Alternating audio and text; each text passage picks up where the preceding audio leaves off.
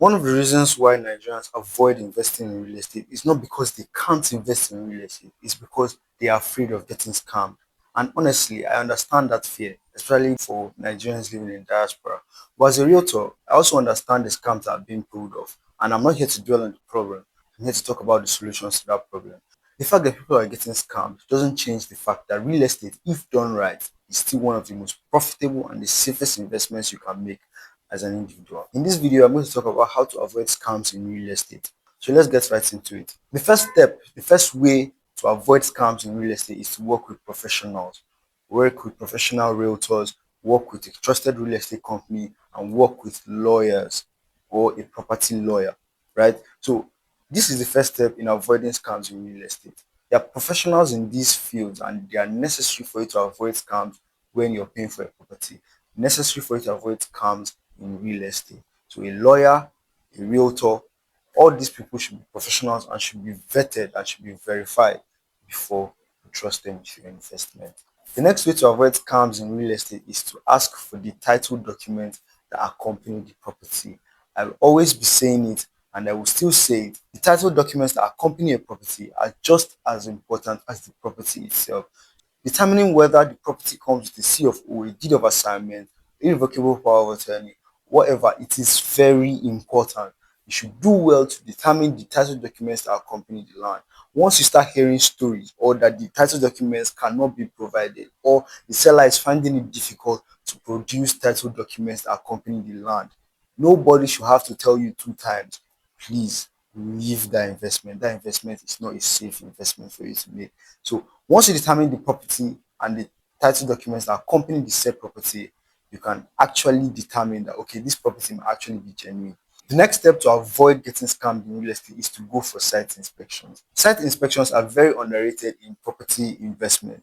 You have to go for your site inspection. Don't neglect site inspections for anything, right? So it is important that you go for site inspections to know what is happening on that land, to know what's going on around the land. Site inspections enable you to see the property on ground. You can determine if the property actually exists. Site inspections are very important. And I know this may prove difficult for Nigerians living in diaspora. So if you have someone at home here or here in Nigeria that can go for a site inspection on your behalf, or you have friends, family that can go for the site inspection on your behalf, you should send them to go for a site inspection on your behalf. Do not neglect site inspection. If all else fails, you have nobody to go for site inspections on your behalf, request a virtual site inspection. If all else fails, but you should at least try. The next step, the next tip, the next way to avoid scams in real estate is to do your due diligence. Due diligence is not just for the realtor or just for the real estate company. You, as the person who is trying to buy the property, should as well do your due diligence. What due diligence entails is going to the Ministry of Lands to verify that this land is eligible to be sold or that the land even exists. Due diligence can come in many forms. Going to the Ministry of Lands to verify that the land is eligible to be sold, or that the land exists, or that the land is not under any form of dispute around the community. Make sure it's not a community land or all this kind of thing. All these are important. Due diligence is important. Do not neglect due diligence. So if you do due diligence, you can avoid scams in real estate. The next tip, the final tip, is when you've gone through the first four steps and everything is all right, avoid paying for a property under pressure.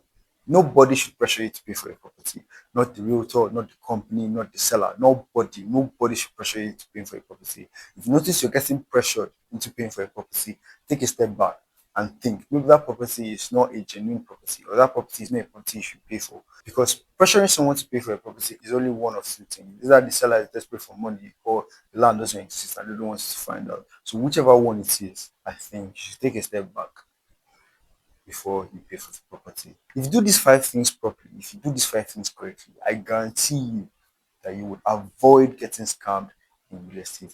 If you want to invest in real estate in Enugu State, in the southeast, and even in Abuja, give me a call on the number on your screen, or you can also send me a text message with the number on your screen, right? We'll get you started with your investment. As always, I'm Victor ND, and I'm hoping to hear.